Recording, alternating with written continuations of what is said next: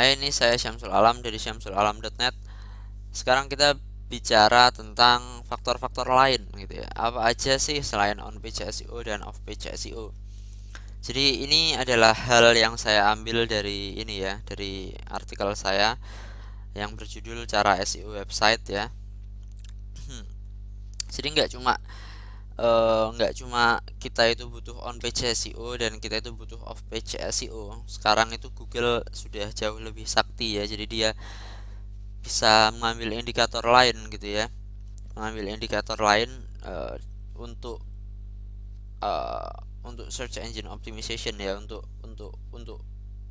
sebagai faktor di rankingnya suatu situs di halaman pencarian Google yang yang kurang ada kaitannya dengan on page SEO dan off page SEO. Nah, ini tuh bisa kita bagi jadi beberapa hal, yaitu user experience, kemudian crawlability, kemudian relevansi gitu ya. Untuk yang relevansi tadi kita sudah bahas dengan sangat banyak di on page SEO dan off page SEO tadi. Nah, sekarang kita bakalan bicara tentang ini. Kita sekarang bakalan bicara tentang user experience. Jadi Google itu dia kan pengen untuk nampilin hasil yang relevan, tapi di lain sisi dia juga ingin menampilkan hasil pencarian yang memberikan user experience yang bagus kepada pembacanya, kepada pencarinya gitu ya. Jika misal pencari ya, jika orang cari keyword Jackie Chan gitu ya, kayak contoh kita tadi, kemudian dia sampai ke situs Jackie Chan yang rusak, nggak bisa dinavigasi sama sekali, dia mau cari foto Jackie Chan yang ia mau, dia kesulitan, dia mau cari jadwal Jackie Chan, dia kesulitan karena navigasinya sangat-sangat buruk. Maka yang ia lakukan adalah dia bakalan klik tombol back ya kan di browser mereka, tombol back, kemudian mereka cari situs lain gitu loh. Nah, Google itu tahu gitu, ketika orang itu ngeklik tombol back itu Google itu tahu, dan eh, Google itu bakalan mengasumsikan, wah ini situs ini cuman cuman apa ya, cuman dilihat beberapa detik kemudian orang pergi, pasti situs ini tidak bagus gitu ya kan. Jadi Anda harus pastikan bahwa user experience Anda bagus gitu untuk bisa ranking tinggi di Google secara jangka panjang gitu ya. Nah, indikasi yang Google lihat untuk menentukan user experience itu tadi adalah bounce rate ya. Jadi bounce rate itu adalah tingkat seberapa banyak orang yang langsung pergi setelah dia sampai di suatu halaman. Nah, seperti yang tadi saya contohkan tadi, itu adalah contohnya bounce rate. Kemudian setelah itu adalah kualitas konten. Jadi eh, ada kecenderungan bahwa konten yang panjang itu artinya adalah di atas 1.500 kata itu ada kecenderungan sedikit ya, jadi nggak terlalu banyak ya, ada kecenderungan situs halaman yang seperti itu bakalan ranking lebih tinggi gitu ya. Pertimbangannya dari apa? Dari situs-situs seperti Wikipedia gitu. Anda bakalan temukan Wikipedia itu sangat-sangat sering sekali ranking tinggi di Google. Dan itu bukan hanya karena domain authority-nya Wikipedia tinggi dan dia mempunyai internal link yang bagus, tapi juga karena dia artikelnya panjang-panjang gitu ya. Eh, jadi dia dipandang sebagai sumber yang lebih trustworthy, yang lebih terpercaya. Selain itu adalah outbound dan inbound link ke halaman yang relevan. Jadi jika Anda ngelink ke halaman yang relevan, itu juga salah satu faktor dari user experience. Kemudian jika Anda ngelink ke halaman Anda sendiri yang juga relevan, maka itu juga indikasi situs yang halaman yang user experience-nya bagus. Dan yang terakhir adalah porsi iklan di halaman. Jadi jika Anda punya blog ya, Anda harus bisa menahan diri jangan sampai memenuhi blog Anda dengan iklan gitu ya.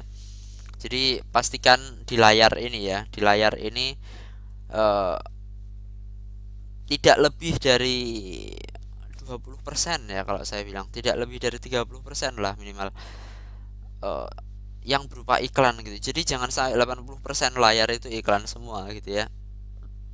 Jangan sampai ada pop up bawah gitu iklan gitu. Jadi kita cuman bisa lihat sisi dari sini sampai sini gitu. Jangan sampai kayak gitu ya, karena situs yang seperti itu nanti juga ujung-ujungnya pada bounce rate gitu ya. Ah, ini banyak iklan, orang bakalan tekan tombol back, dalam jangka panjang situs Anda bakalan rankingnya bakalan turun gitu ya.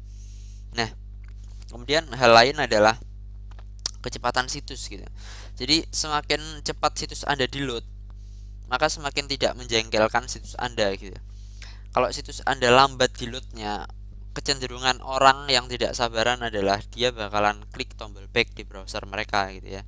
Dan dia bakalan cari situs lain aja, kan ada banyak hasil pencarian di Google. Ngapain harus ngeklik ke situs Anda, ngapain harus nungguin situs Anda ya kan, nggak ada gunanya. Nah, caranya gimana biar situs kita cepat? Kalau di Blogger saya nggak tahu, tapi kalau di WordPress pastikan Anda menggunakan tim yang benar-benar dibuat oleh penyedia tim yang profesional ya. Jadi kodenya harus ditulis dengan bagus gitu ya, dengan rapi, dengan tidak ada kode yang tidak perlu gitu ya. Jadi saya cuma pakai WooTeams dan ya penyedia tim profesional lainnya gitu ya. Maaf saya agak ngantuk. Seperti misalnya Genesis dan Thesis gitu ya. Jadi saya biasanya pakai itu. Dan hal lain adalah jangan terlalu pasang banyak plugin gitu ya. Memang menyenangkan pasang plugin, tapi plugin itu bakalan berpengaruh pada loading time Anda, jadi bisa Anda kurangi. Kemudian ya jangan terlalu banyak gambar gitu ya. Pastikan kalau Anda pakai banyak gambar seperti ini, saya ini ada gambar roket, ada gambar bola basket gini, pastikan dioptimasi gitu. Ukurannya dikecilkan sehingga cocok untuk halaman web gitu ya. Jadi biar cepat loadnya gitu ya, dan hal-hal lain seperti itu gitu. Jadi Anda bisa cari di Google gimana caranya mempercepat situs Anda. Ada sangat banyak sekali tutorial. Saya mungkin bakalan bikin tutorialnya juga, jadi silahkan. Kemudian yang kedua adalah bounce rate ya. Jadi saya tadi sudah bilang semakin tinggi bounce rate, semakin rendah skor Anda di mata Google. Nah, Google itu bisa tahu dari mana sih bounce rate itu kok bisa begitu sakti? Pertama itu dari Google Analytics. Jika Anda pakai Blogger, otomatis Anda ada statistik bloggernya itu ya. Nah, itu otomatis sudah Google itu ngerti gitu bounce rate Anda itu berapa. Kalau Anda pakai WordPress, jika Anda install Google Analytics, maka Google bakalan ngerti. Dan bahkan meskipun Anda tidak install Google Analytics, Google itu tetap tahu gitu. Dari mana taunya? Dari itu tadi, dari ketika orang klik tombol back button di browser mereka, tombol back di browser mereka, dia bakalan tahu. Kemudian adalah inbound dan outbound link ke halaman relevan ya, dan terakhir porsi iklan di halaman sudah saya jelaskan. Kemudian faktor yang kedua adalah faktor-faktor lain yang kedua yang mempengaruhi ranking adalah crawlability. Jadi ini agak bingung ya, ini agak teknis untuk dijelaskan ya. Intinya adalah kemudahan situs Anda untuk di-crawl oleh Google Spider gitu ya. Jadi halaman yang terlalu banyak iframe, yang terlalu banyak JavaScript, terlalu banyak Flash seperti itu adalah halaman-halaman yang sulit untuk di-crawl oleh Google. Jadi Google itu setahu saya lebih suka untuk nge-crawl halaman yang gampang-gampang seperti misalnya HTML. Kemudian ya halaman-halaman seperti itu dia lebih bisa untuk nge-crawl. PHP dia bisa nge-crawl.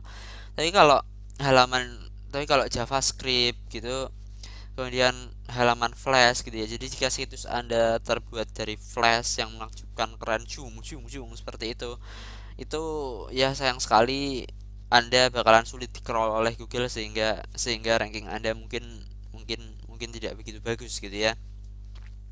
Jika gambar Anda terlalu banyak gambar gitu ya, ada sedikit deskripsi, ya Google bisa meng-crawl gambar, tapi Google tidak tahu gitu gambarnya itu berbentuk seperti apa, itu tidak tahu gitu ya.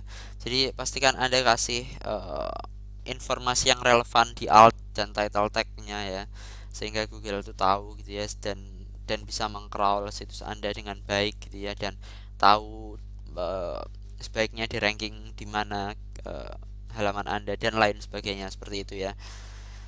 Dan pastikan situs Anda itu ya tadi gampang diakses gitu ya, tidak berat, karena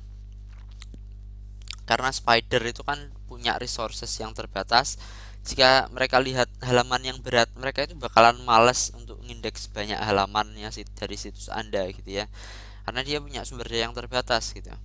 Jadi ya kira ya kurang lebih ya seperti itulah. Kemudian setelah itu ya saya rasa itu aja ya. Ini jadi jika Anda baca sendiri di artikel saya yang cara SEO website ini Anda bakalan belajar on page SEO dan off page SEO saya yang saya pribadi lakukan, dan ini saya coba tulis dengan sangat-sangat lengkap ya. Jadi Anda bisa belajar dari sini, dan ingat ya, jika Anda ingin belajar lebih lanjut tentang off page SEO ya, tentang backlink, saya punya eh, panduan ya, saya punya panduan berupa report ya. Isinya saya rasa ya, minimal menurut saya itu daging semua, dan report setebal 71 halaman saya jelaskan semua yang saya tahu tentang off page SEO, strategi SEO, gimana caranya biar aman, gimana caranya biar kita dapat link yang sangat banyak tanpa men-trigger flag dari Google dan lain-lain dan lain hal sebagainya yang sangat-sangat keren. Jadi ya saya rasa gitu aja lah ya. Ini bisa Anda dapatkan di sini di SEO Linking Guide ini ya. Jadi ya saya rasa sekian lah promonya. Oh ya, satu lagi, usahakan Anda dapatkan cepat karena rencana saya ingin naikkan harganya setelah saya launch Ultimate on Page SEO. Jadi semoga, saya doakan Anda dapat yang harga yang masih murah gitu ya. Jadi ya saya rasa sekian lah ya untuk video kita yang kali ini. Di video selanjutnya kita baru bakalan bicara tentang apa itu PageRank, apa itu pokoknya apa aja istilah-istilah yang Anda perlu tahu di sini ya, di per SEO-an ini. Nanti jika misal Anda ada pertanyaan tentang istilah-istilah lain, silahkan tanya saya, nanti bakalan saya jawab di video lanjutan gitu ya. Jadi ya saya rasa sekian dari saya. Terima kasih. Ini saya Syamsul Alam dari syamsulalam.net, belajar SEO gratis. Yuk kita langsung aja ke video selanjutnya. Salam senyum.